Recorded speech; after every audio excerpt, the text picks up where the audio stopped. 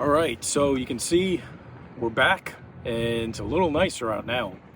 About 2 weeks out from the BFL on the Potomac, still up here in the Northeast.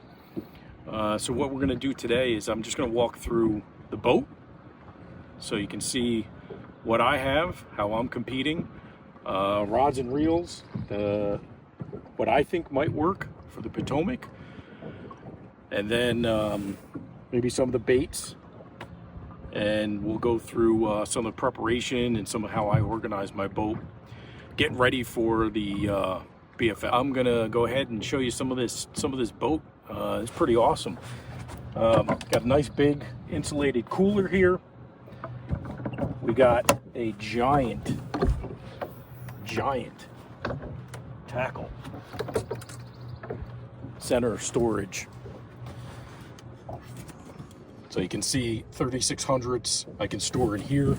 Now what I've done is I have organized these 3600s as well as spinner baits and some line. And then what I do is, other than having a bunch of plastic hanging out in these corners, I got these off of Amazon. And what I can do is I can just essentially organize my bait into types, right? So craws, what do I got? Flukes, worms, chatter, creature, tubes, right? Plastic frogs. So that's helpful. So when you're, in the heat of the tournament, you can essentially quickly look in here, get what you need, and not waste time. That's probably the most important part. Don't waste time. So the preparation I have is just getting things in order. So this boat has two sections. It's one giant compartment in here. Again, I got my 3600s in here. The net folds up, easily puts in here, and I got more of my compartmentalized bags, so I can easily find that stuff in a rag sitting here on a little pulley thing. And then this is a bass mooch. This thing's awesome. So this is it's a ceramic, essentially, scissors. So I got that there. I organized some of this. This is a magnet, so I can just throw things up here as I need to. So that's nice. And then over here, these rod lockers are absolutely giant. I probably have 25 rods, and I could put probably 50 more in there. I actually really like the way this opens too. My other boat, it opened this way, and while you're out here on the lake, what I hate about that is if I open it, the rods can go over the side. With this, I can open it, the rods stay inside. There's a little storage compartment here. This will actually hold two 3600s, I think. I just use it for random day stuff.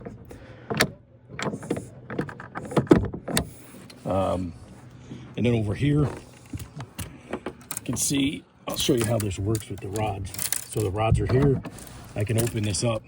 Notice the rods aren't in the water. Giant storage. I have everything I need, and I can put more in there as well.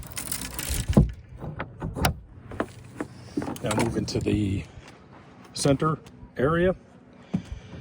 Got this nice dry box. Keep everything in there. You can have a view from the back. And then we have the live well.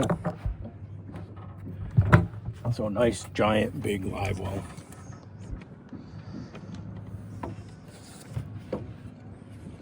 So one of the things I did is I actually put in a oxygenator.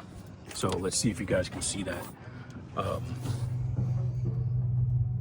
You can see that it's electrolysis, so it splits the oxygen, the water into hydrogen and oxygen. So those micro bubbles are actually pure oxygen being put into the water.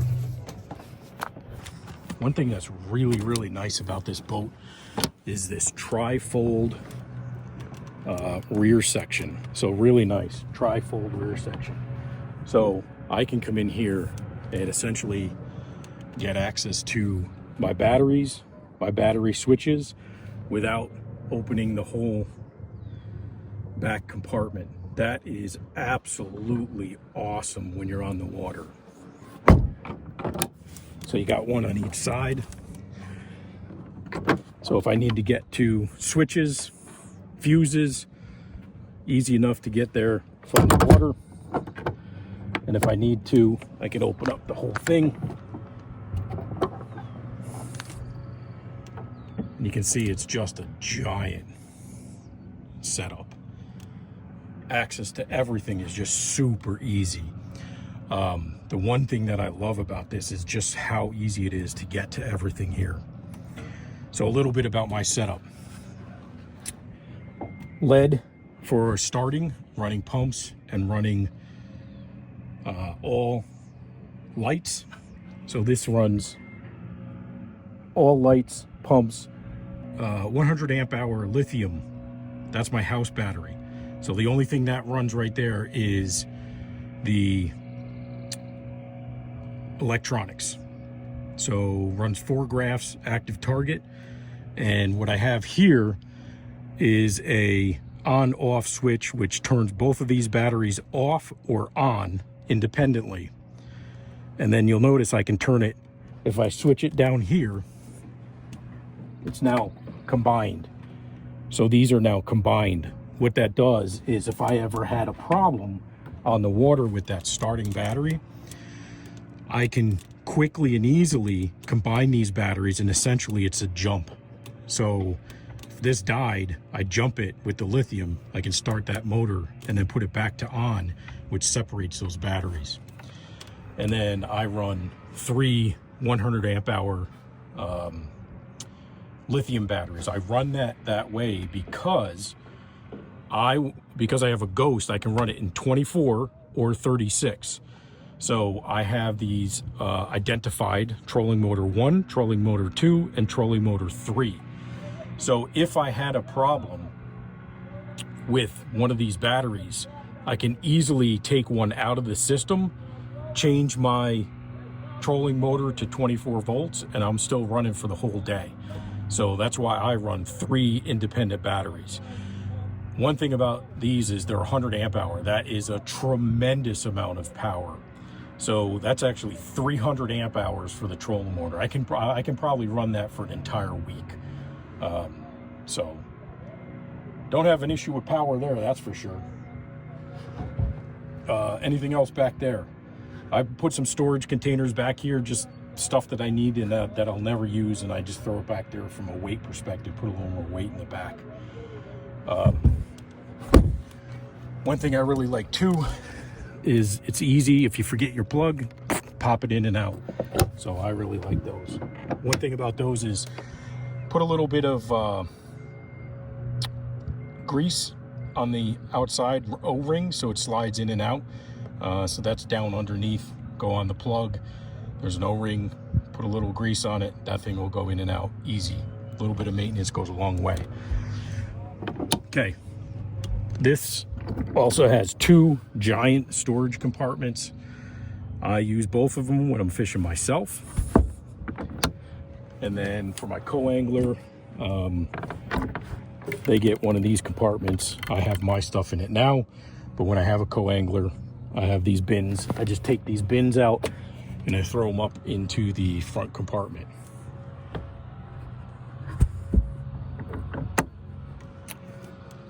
All right, so let's talk electronics now.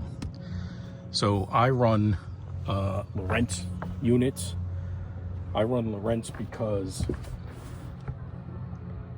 just like anything, if you know how to run or operate something like a Android or an iPhone, or your friends know that, you probably should get that. So I have a HDS 12, HDS 9, and then up front I have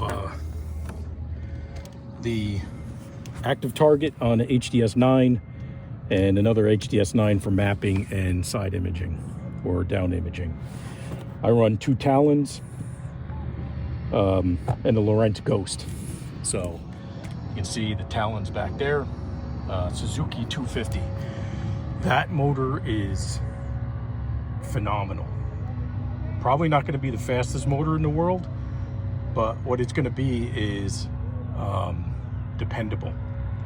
So it easily scoots this boat gets on plane in 2 seconds. It quickly gets to about mid 60s, mid to you just call it 65, 68. So it's not going to be the fastest boat, but I know that I'm going to go and get where I need to go with that motor. So that's what it's running. All right, so let's talk rods, reels for the upcoming BFL, specifically for my first tournament, the Potomac. So I'm going to be running Barty rods. That's my company. I make custom rods, and I'm going to be running some Level rods, sponsored by Level Rods through Brian Latimer. So this is a heavy fast 7.3. I have this rigged up essentially for punching. So I got a ½ ounce weight on there with a hook ready for a plastic. I will be running, this is the comparable, this is a custom rod for me. This is, so I used, you can see, I don't know if you can see that, but it's got a nice marbling section here. It's got the wind grips here and this swell, palm swell reel seat. I actually really like this. It's very comfortable. Highly recommend that. This is my finesse rod. So this is a 611 medium fast 45 ton MHX blank. So it's an SJ833. This thing's awesome. So what I run on this is I usually do like a Nico or some type of stick bait. Level rod, this is the medium moderate. So what I'm going to run on this is like probably, you'll see this got, is this a moderate? 650. Yeah, so this is a medium moderate. So 7.3. This is a NGX from Level. These are really nice rods. Really, I was pretty impressed with this rod as a rod builder. This I'm going to run more of a kind of a chatterbait, swim bait. This is, so I'm going to use that along the weeds in the Potomac. That's the plan. We'll see how it works out. This is my chatter. So this is another Level rod. This is a medium heavy, moderate fast. So you can have a little more flex in that rod. I'm going to run the chatterbait on this. So it's got a little bit, it's a little heavier. This is something I can rip through the weeds, and it has some give, right? Because this is a moving bait. I want to have that give in there. This is my, we'll leave that one for last. So this is the Kraken. This is a 7.6 medium heavy, moderate fast. So what that's going to do with a crankbait rod is it's going to give you lots of bend in the tip.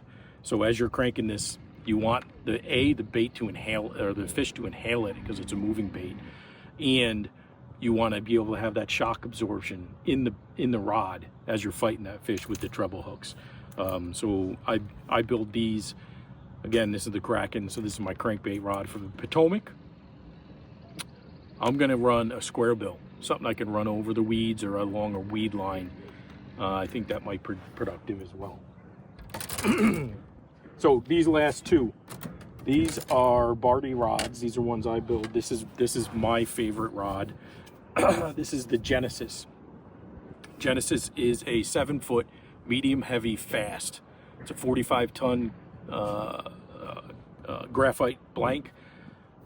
I love this. This is the most versatile rod that I can have in my hands. I run a jig on this. So this one I have rigged up with a left hand reel, and then this is the one that probably won the most tournaments and caught the most fish for me last year. This is another Genesis, again 7-foot medium heavy fast.